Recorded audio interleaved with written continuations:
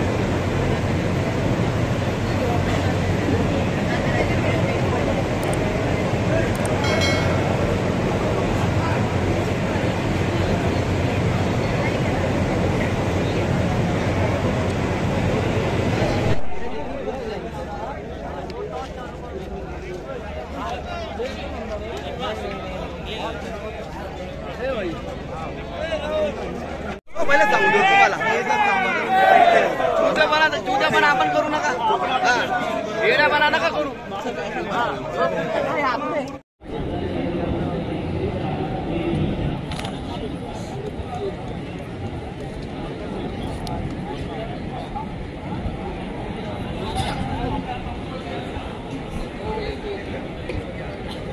जी निवडणूक आहे ती अतिशय चुरशीची अशी निवडणूक झालेली आहे आणि मला असं वाटतं की जनशक्ती विरोधामध्ये जनशक्तीचा हा विषय आहे।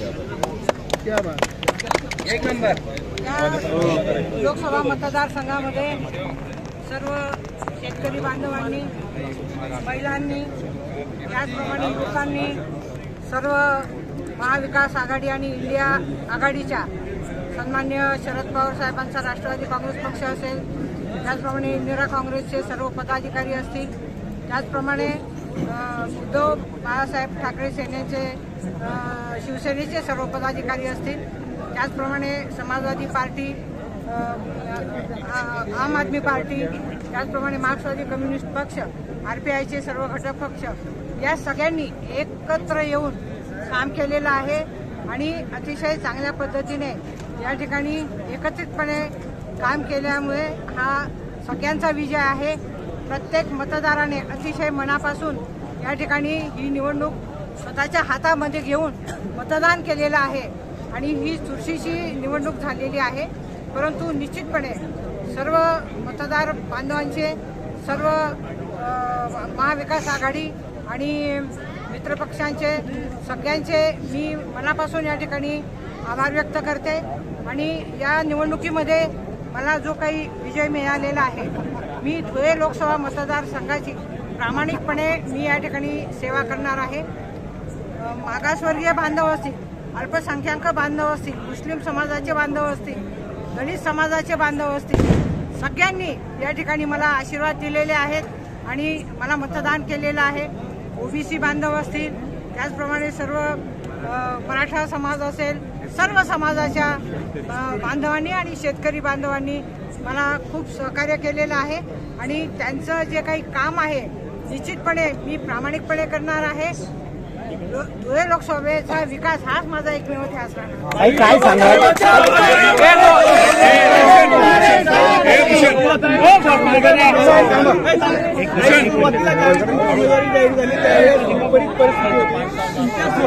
तुम्हाला पर्क ठरवण्याचा देखील प्रयत्न केला, बंडखोरीसारखा प्रकार झाला आणि ही बदललेली परिस्थिती, एक विपरीत परिस्थिती आणि आता विजय, कसा प्रवास होता? या ठिकाणी सामान्य जे इच्छुक उमेदवार होते त्यांची नाराजी दूर झाल्यानंतर त्यांनी सक्रियपणे त्या ठिकाणी मला सहकार्य केलेलं आहे आणि परका उमेदवाराचा विषयच येत नाही, कारण माझा जन्मच धुळ्यामध्ये झालेला आहे। माझं बालपणीचं शिक्षण धुळ्यात झालेलं आहे। त्याचप्रमाणे 7वीला मी फागण्याला होती आणि धुळ्याला मी पालकमंत्री म्हणून काम केलेलं आहे। हे सर्व आपल्या मतदाराच्या त्यांनी लक्षात ठेवलेलं आहे आणि खांद्याची मी कन्या आणि सून असल्या कारणाने मला त्या ठिकाणी देखील माझं महाविद्यालयीन शिक्षण मालेगावला झालेलं आहे, त्याचप्रमाणे कॉलेजचं शिक्षण झालेलं आहे आणि म्हणजे खरं तर हा परका आणि घरचा हा विषयच नाही, कारण ज्ञानेश्वर माऊलींनी असं म्हटलं आहे की हे विश्वाची माझे घर आहे। त्याच्यामुळे मी या ठिकाणी निश्चितपणे सांगेन